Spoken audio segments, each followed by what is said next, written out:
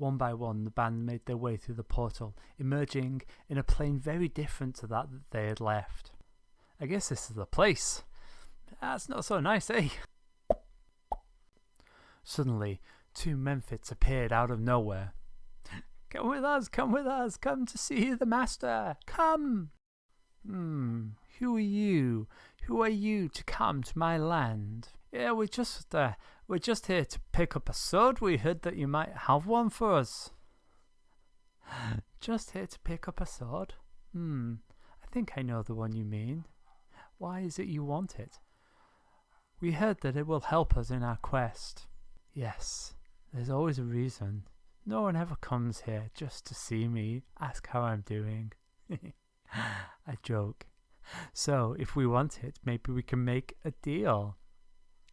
No, we've heard about deals. That's a bad idea. Is there another way? Oh yes, there is of course another way. It doesn't have to be to the death, although that might be accidental, but we can certainly fight for it.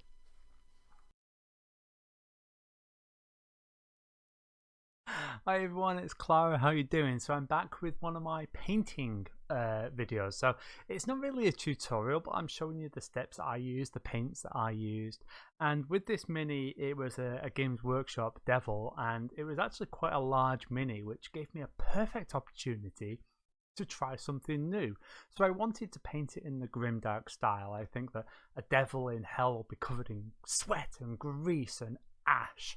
So the grimdark style really suits this model, but because it was bigger, I could actually experiment doing it without using any washes.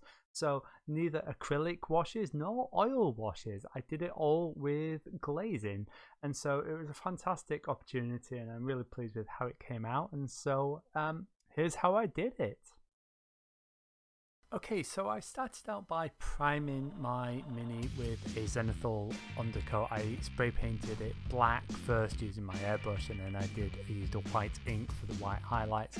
I could have pushed for the contrast, but I was happy enough with what I did. Once I'd got that undercoat, I actually used a red ink with my airbrush, and I sprayed this over the entire mini to get this really nice red colour that I was happy with, but because it was an ink, I could still see my zenithal highlights underneath it.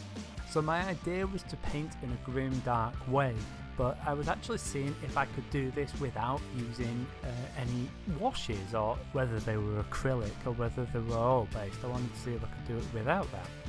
And so I wanted to really push my low light. So I took some black paint and then I thinned it down. I used a Vallejo paint thinner, although there's a really great paint thinner tutorial on Midwinter Minis that I started using recently, and it's amazing stuff. And then I started layering it in. So this was really thin, and I was layering it into the areas where I wanted the low lights. And so take the wings for example, they're all in these segments, so I put more layers of this really thin glaze towards the outside of the segments, but on the inner side of the segments I had less of them, and it gave me this really nice gradient. Occasionally I would also use some paint thinner, put it on my brush and sort of remove a little bit of this glaze as well. So I just built up this glaze in really thin layers, and it gave me a really lovely gradient, and I was really pleased with how it came out.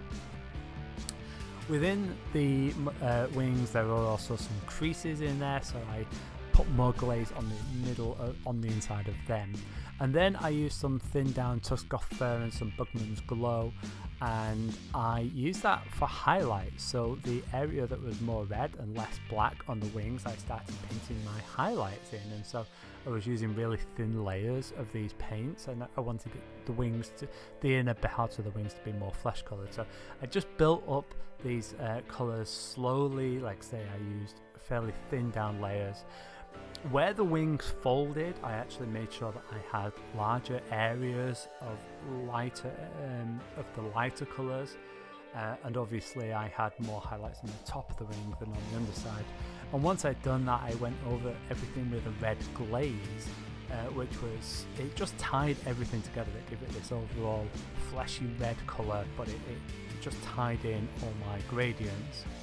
And like I say, I was really pleased with how it came out. once I'd done that, I actually started using my black glaze again to go in and redo my lowlights on the muscles. So I did this all over the skin. So wherever two muscles joined, wherever there was a, the intersection between two muscles, I put my glaze in there, and I put it in very pointed areas. Again, it was trying to get this grimdark wash technique without using washes, without using oil or acrylic washes. And that's not to say that there's anything wrong with using washes, it's just that this was a bigger minnow. It was a perfect opportunity for me to try and do that gradient, that technique without using washes. It was a good opportunity for me. I think I learned a lot, and I was really happy with how it came out. So yeah, I used my black glaze to build in my lowlights, and so I had it heavier where the muscles joined, and as it came out I feathered it out thinner and thinner so that it was more of less dark towards the center of the muscles. And then I started going in with various shades of red to bring in my highlights. So again, I used fairly well watered down paints. I had them on my wet palette so that they were nice and thin, and I started to feather where the intersections of the dark glaze met. I used my darkest reds there, and I made sure that they feathered together, and then I brought the highlights gradually lighter and lighter.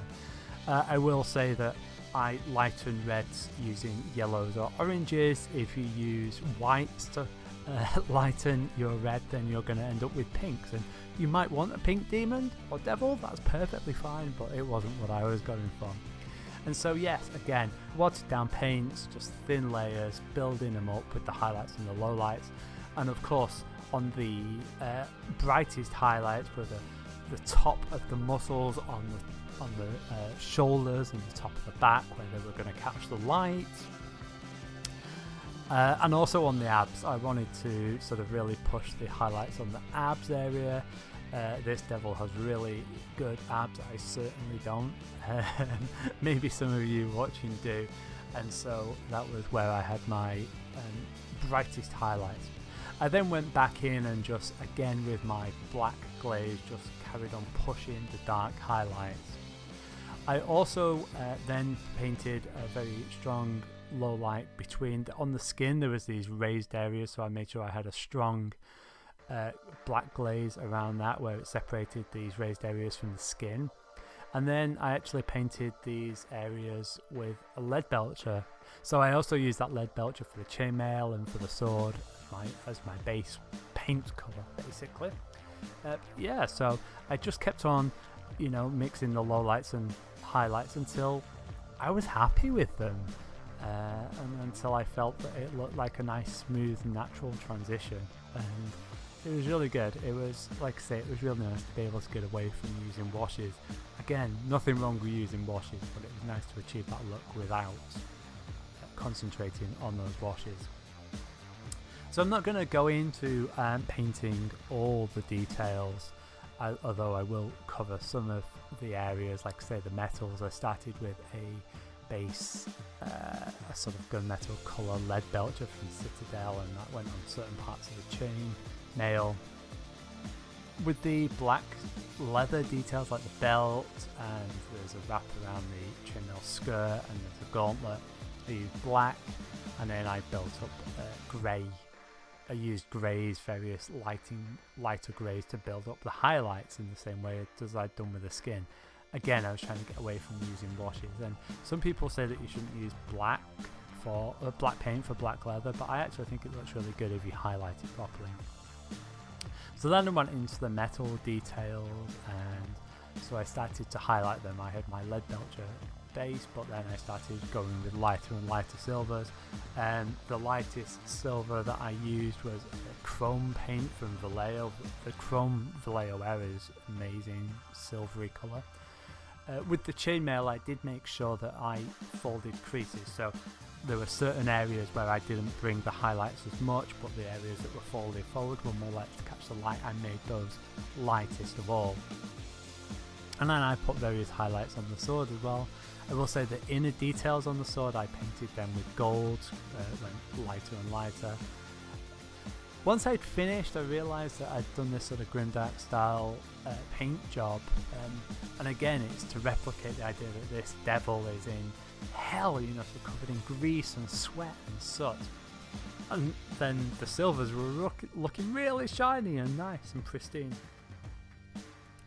So I actually went back in with some lead belcher, some thin down lead belcher, and reduced the amount of the highlights, but I feathered where I put this. Again, it was quite watered down, and I feathered it in. I actually stuck a little bit of typhus corrosion on various parts of the sword and then painted them over with lead belcher as well, so that it didn't look quite as pristine and shiny. Another thing that I did was that I used, again, thin layers of paint with oranges and yellows. I decided that the scar on the centre of the chest of the demon was going to sort of be like lava or fire, and so I built up. I actually started with a fairly light colour and then went over and reduced that so that it faded more into the background by going darker, and I started with a lighter colour just so that all of the colours popped a little bit more by the time I, you know, with the lightest colours, but by the time I got to the darkest ones, it again faded into the skin. Then I wanted to make a really fun base, so I wanted a base that was similar size to the one that came in the box, and I used that. So I used that base to decide how big I was going to cut my foam, and I made a foam base for this.